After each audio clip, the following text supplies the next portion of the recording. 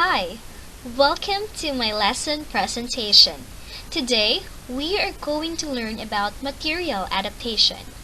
But before we go deeper with my topic, let us define first what is material adaptation. According to Tomlinson, material adaptation is a general term for the process that involves making changes to existing materials to better suit specific learners, teachers, and contexts for the purpose of facilitating effective learning. There are different agents for adaptation. We have teachers, who has the biggest role in material adaptation. Next are learners, and we also have the following: materials writers, publishers, regional educational boards, and ministries of education.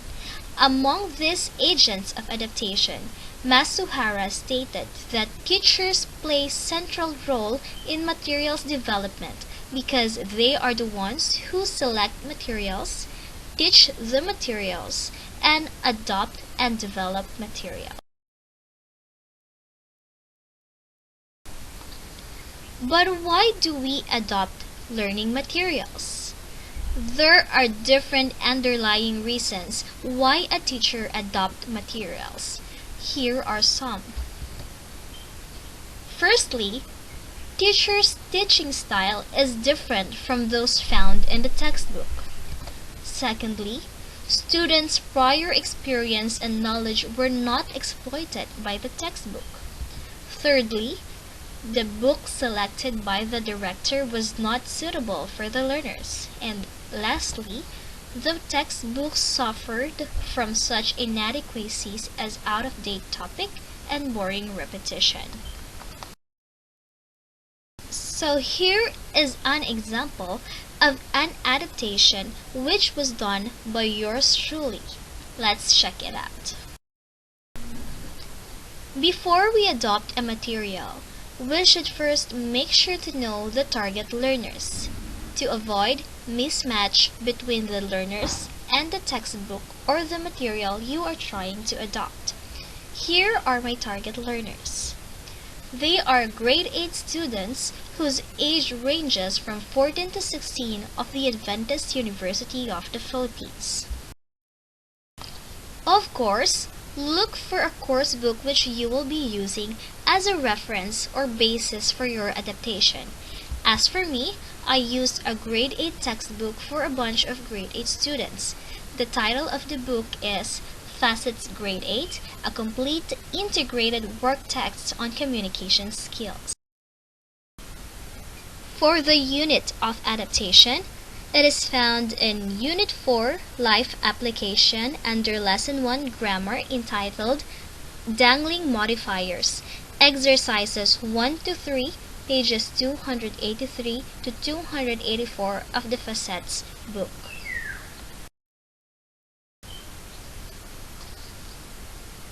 Upon analyzing and evaluating the exercises, I came up with 4 reasons why I want to adopt the material.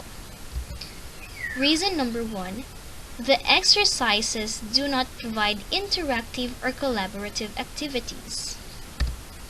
Reason number 2, the exercises are insufficient to thoroughly expose the learners to use the target language cognitively. Reason number 3, it does not show the importance and relevance of the lesson dangling modifier in the students' lives. And for the reason number 4, there are no other information or references included. The learners might also find it irrelevant and would not consider other supplementary or self-access materials, thinking that the book itself is enough. At the end of the class, I am expecting that my students will be able to find relevance on the activities or lessons provided, maximize the use of the target language through exposures in different contexts appropriate to learners, to engage the learners to actively participate in different collaborative activities, and lastly, to help learners to discover additional information in other areas by themselves.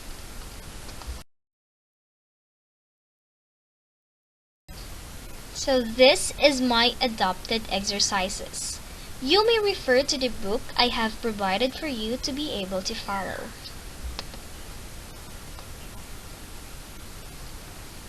But before that, let me introduce to you the specific adaptation I used for adapting the exercises. For exercise 1, I used branching, wherein I provided a different way in teaching the language. Next is omission. I removed or deleted exercise 2 because it would be too lengthy for a grade 8 student if provided by many exercises in just an hour. Lastly, I used addition. For this part, I decided to include additional activity for better practice.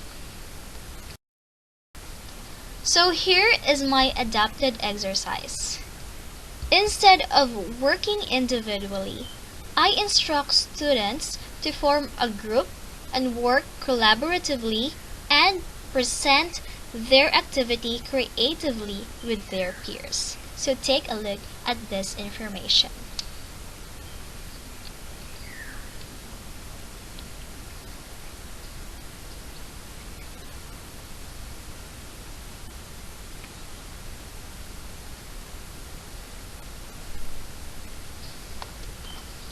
Now let's go with exercise 2. As you can see, I decided to remove exercise 2 to lessen students' exercises.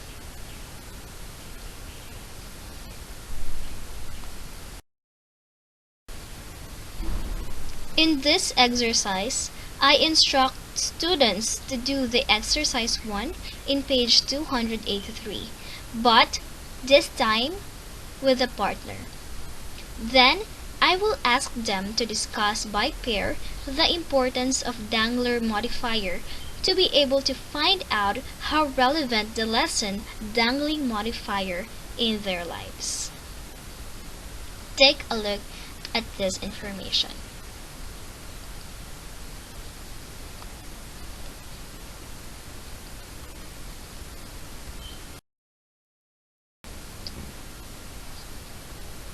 Same goes with this part.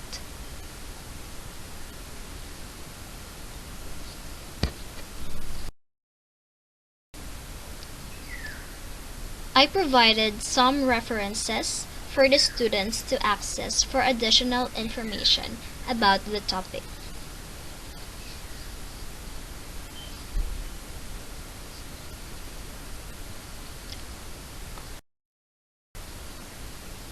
Now let's take a look at this table. This is the table for my reasons and objectives for exercise 3. By the way, I decided to rearrange the order of the exercises. I decided exercise 3 of the book to be the first one on my activity. Take a look at my table.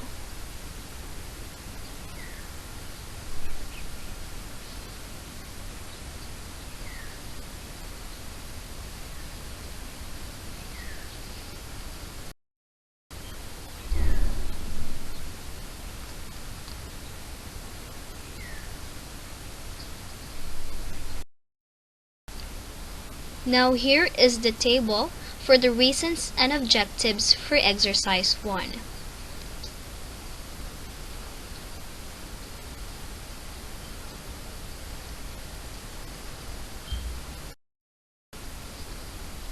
Before I end, let me share some tips on what I have learned from our course Language Learning Materials Development on what you should not do when adapting a material.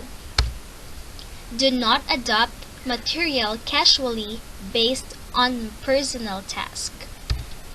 Do not adapt only for the needs of exams and tests. And do not adopt at the expense of completeness and overall framework. So teachers, always look for things you can improve on. Innovate, create, and educate. This has been Precious M. G. Evora. Thank you for listening. Have a good day.